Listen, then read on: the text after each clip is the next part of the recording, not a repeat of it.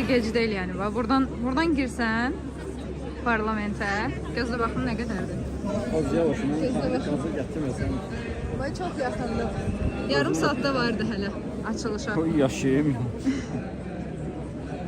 Bax polisə deyir ki, mən parlamentə girə bilirəm. Verirəm mandatımı. Görəsən buraxacaqlar. Sən canlı mı qoyursan? Böyük tikilər. Get görək nə şəkil. Şəkil çəkmə. Necə hiss edirsən? Yorğunsan? Bütün gecəni oyaq edik. Uşaqlarla birlikdə. Bir saat sonra nə olacaq fikrim var? Bir saat sonra.